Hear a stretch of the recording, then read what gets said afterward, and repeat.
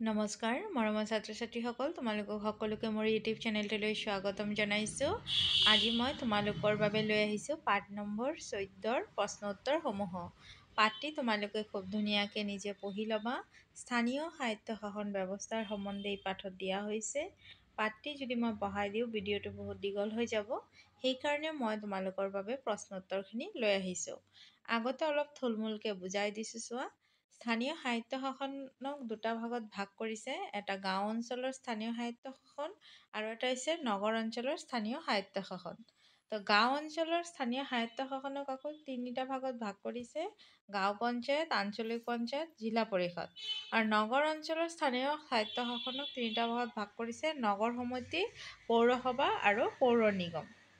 তাৰপিছত স্থানীয় সাহিত্য শাসন কিয় প্ৰয়োজন, আমাৰ কিয় লাগে, সেইটো তোমালোকক দিছে যে স্থানীয় সমস্যাৰ বিষয়ে স্থানীয় লোকহে ভালদৰে জানে, গতিকে তেওঁলোকেহে এইবোৰ সঠিক সমাধান কৰিব পাৰিব।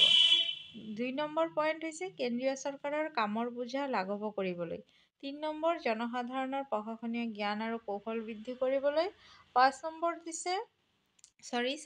দিছে চৰকাৰ আৰু প্ৰশাসনত জনসাধাৰণৰ অংশগ্ৰহণ নিশ্চিত কৰিবলৈ। এতিয়া তোমালোকে চোৱা, অনুশীলনী 1ত প্ৰশ্ন আছে, অনুশীলনী 2ৰো প্ৰশ্ন আছে। অনুশীলনী 1, 2 আৰু তাৰপিছত কি আছে চোৱা, অনুশীলনী 3, অনুশীলনী 4ৰ প্ৰশ্ন। এই গোটেইখিনি প্ৰশ্নটো তোমালোকে ভিডিঅ'টোৰ শেষৰ ফালে পাই যাবা। এয়া আহি গ'ল তোমালোকৰ অনুশীলনী 1ৰ প্ৰশ্ন। এতিয়া চোৱাচোন 1ত প্ৰশ্নটো কি দিছে। কৈছে যে তলৰ প্ৰশ্নবোৰৰ উত্তৰ দিয়া। এইখিনি হৈছে অনুশীলনী 1ৰ। তো তোমালোকে কেনেকৈ লিখিবা চোৱা। ভাৰতৰ শাসন ব্যৱস্থাক কেইটা স্তৰত ভগাব পাৰি? উত্তৰ: ভাৰতৰ শাসন ব্যৱস্থাক 3টা স্তৰত ভগাব পাৰি। এনেকৈ লিখিবা। সেইকেইটা হ'ল কেন্দ্ৰীয়, ৰাজ্যিক আৰু স্থানীয় স্তৰত। খ নম্বৰ প্ৰশ্ন কি আছে, স্থানীয় সাহিত্য শাসন মানে কি? উত্তৰ: প্ৰতিখন ঠাইৰে অঞ্চলভিত্তিক কিছুমান নিজা নিজা সমস্যা থাকে। এইবোৰ স্থানীয়ভাৱে সমাধান কৰিবৰ বাবে যি বিশেষ ধৰণৰ শাসন ব্যৱস্থা থাকে তাকেই স্থানীয় সাহিত্য শাসন ব্যৱস্থা বুলি কোৱা হয়। গ নম্বৰ আছে, স্থানীয় সাহিত্য শাসনৰ প্ৰয়োজনীয়তা কি উল্লেখ কৰা। উত্তৰ এনেকৈ লিখিবা। স্থানীয় সাহিত্য শাসনৰ প্ৰয়োজনীয়তা তলত উল্লেখ কৰা হ'ল। পইণ্ট ৱাইজ লিখিবা। যেনে 4টা পইণ্ট মই মাত্ৰ পঢ়ি আহিলোঁ। 1 নম্বৰ লিখিবা, স্থানীয় সমস্যাৰ বিষয়ে স্থানীয় লোকেহে ভালদৰে জানে, সেইবাবে স্থানীয় সাহিত্য শাসনৰ প্ৰয়োজন আছে। 2 নম্বৰ, কেন্দ্ৰীয় চৰকাৰৰ কামৰ বোজা লাঘৱ কৰিবলৈ স্থানীয় সাহিত্য শাসনৰ প্ৰয়োজনীয়তা আছে। 3 নম্বৰ, জনসাধাৰণৰ প্ৰশাসনীয় জ্ঞান আৰু কৌশল বৃদ্ধি কৰিবলৈ স্থানীয় সাহিত্য শাসনৰ প্ৰয়োজনীয়তা আছে। 4 নম্বৰ, চৰকাৰ আৰু প্ৰশাসনৰ জনসাধাৰণৰ অংশগ্ৰহণ নিশ্চিত কৰিবলৈ স্থানীয় সাহিত্য শাসনৰ প্ৰয়োজনীয়তা আছে। নেক্সট আহিল অনুশীলনী 2। তলৰ প্ৰশ্নবোৰৰ উত্তৰ দিয়া। ক, স্থানীয় চৰকাৰ বুলি কাক অভিহিত কৰা হয়? উত্তৰ: স্থানীয় চৰকাৰ বুলি পঞ্চায়তক অভিহিত কৰা হয়।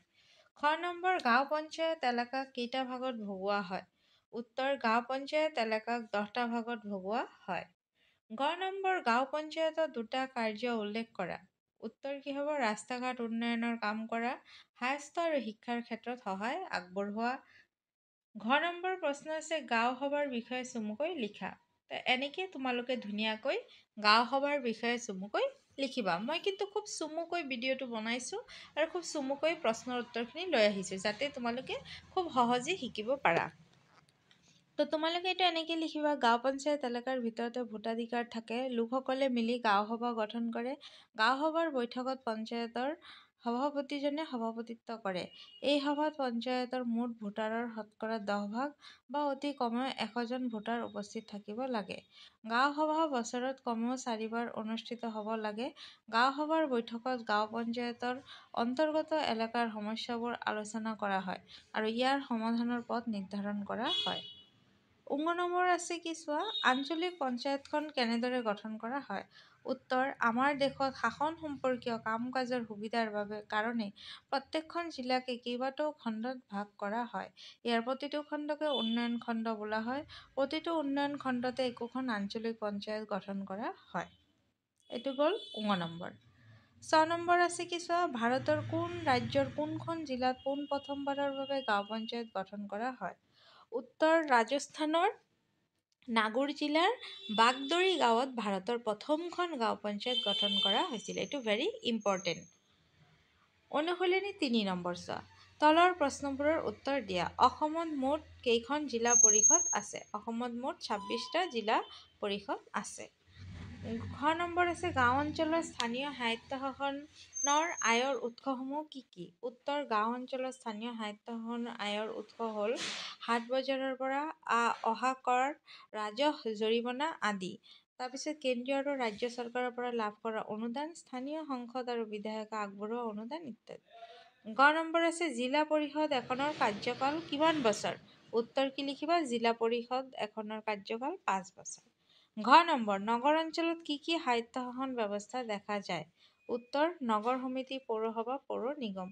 বাৰ্ড বুলিলে কি বুজা?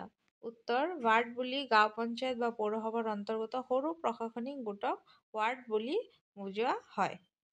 2 নম্বৰ প্ৰশ্ন কি আছে চোৱা, কোনো এটা অঞ্চল নগৰ হিচাপে পৰিগণিত হ'বলৈ কি কি বৈশিষ্ট্য থকাটো দৰকাৰ? উত্তৰ, ভাৰতৰ পৰিসংখ্যা বিভাগৰ তথ্য অনুসৰি নগৰ এখনৰ নিম্নতম জনসংখ্যা হ'ব লাগিব 5,000 আৰু জনসংখ্যাৰ ঘনত্ব হ'ব লাগিব প্ৰতি বৰ্গ কিলোমিটাৰত কমেও 400 জন। জনসংখ্যাৰ 75% লোক কৃষিৰ বাহিৰে অন্য কৰ্মত নিযুক্তি থাকিব লাগিব। 4 নম্বৰ, নগৰ অঞ্চলৰ স্থানীয় স্বায়ত্তশাসনৰ ব্যৱস্থাৰ কাম কাজ উল্লেখ কৰা। উত্তৰ, হাট বজাৰ নিৰ্মাণ আৰু ৰক্ষণাবেক্ষণ, বৃত্তিমূলক প্ৰশিক্ষণৰ ব্যৱস্থা, বিশুদ্ধ খোৱা পানী আৰু স্বাস্থ্যসেৱা নিশ্চিতকৰণ, গাড়ী, মটৰ ৰিক্সা, অটোৰিক্সা আদি ৰখা ঠাইৰ ব্যৱস্থা, ৰাস্তা ঘাটৰ নামকৰণ, পথত বিজুলী বাতিৰ ব্যৱস্থা, প্ৰাকৃতিক দুৰ্যোগৰ সময়ত প্ৰয়োজনীয় সহযোগিতা আগবঢ়োৱা। তাৰপিছত নগৰৰ নালা নৰ্দমা, ৰাস্তা ঘাট, প্ৰস্ৰাৱগাৰ, শৌচাগাৰ আদি নিৰ্মাণ, ৰাজহুৱা পুথিভঁৰাল, কলা সংস্কৃতি কেন্দ্ৰ আদি স্থাপন, শ্মশান, কবৰস্থান আদি নিৰ্মাণ, উদ্যান, খেলপথাৰ, আমোদ প্ৰমোদ গৃহ নিৰ্মাণ, অনাথ শিশুসকলৰ আশ্ৰয় গৃহ স্থাপন আৰু ৰক্ষণাবেক্ষণ। এইখিনি আছিল তোমালোকৰ নগৰ অঞ্চলৰ স্থানীয় স্বায়ত্তশাসনে কি কাম কাজ কৰিব লাগে, এইটো নগৰ অঞ্চলৰ। নেক্সট প্ৰশ্ন আছে, নগৰ অঞ্চলৰ স্থানীয় শাসন ব্যৱস্থাৰ স্তৰ কেইটাৰ গঠন প্ৰণালী বৰ্ণনা কৰা। তোমালোকে উত্তৰটো এনেকৈ লিখিবা।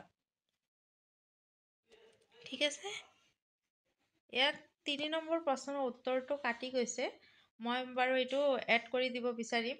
3 নম্বৰ প্ৰশ্নৰ উত্তৰটো মোৰ এডিটিঙত কাটি গ'ল। ঠিক আছে, এতিয়া অনুশীলনী 4টো চোৱা। অনুশীলনী 4টো চোৱা, ভাৰতৰ সংবিধানৰ কোনটো অনুসূচীৰ কিমান নম্বৰ অনুচ্ছেদৰ আধাৰত স্বায়ত্তশাসিত জিলা পৰিষদ গঠন কৰা হৈছে? উত্তৰ কি হ'ব? 6ষ্ঠ অনুসূচীৰ অনুচ্ছেদ 246, 2 আৰু 275 1ত। 2 নম্বৰ, BTR সম্পূৰ্ণ ৰূপটো কি? উত্তৰ কি হ'ব? Bodoland territorial council. অসমত মুঠ কিমানখন স্বায়ত্তশাসিত পৰিষদ আছে? উত্তৰ কি হ'ব? মুঠ 6খন স্বায়ত্তশাসিত পৰিষদ আছে। 4 নম্বৰ প্ৰশ্ন আছে, অসমৰ কোনকেইখন জিলাত পঞ্চায়ত ব্যৱস্থা নাই? উত্তৰ হ'ব, অসমৰ কাৰ্বি আংলং আৰু ডিমা হাছাও জিলাত পঞ্চায়ত ব্যৱস্থা নাই। এইখিনি আছিল প্ৰশ্নৰ উত্তৰ। মই গোটেইখিনি দিবলৈ চেষ্টা কৰিলোঁ, খালি তোমালোকৰ 3 নম্বৰ প্ৰশ্নৰ উত্তৰটো ইয়াতে অলপ কাটি গ'ল। এই প্ৰশ্নৰ উত্তৰখিনি মই তোমালোকক কৈ আছোঁ ৰ'বা। ছাত্ৰ ছাত্ৰীসকল, এইটো হ'ল 3 নম্বৰ প্ৰশ্নৰ উত্তৰটো, এনেকৈ লিখিবা।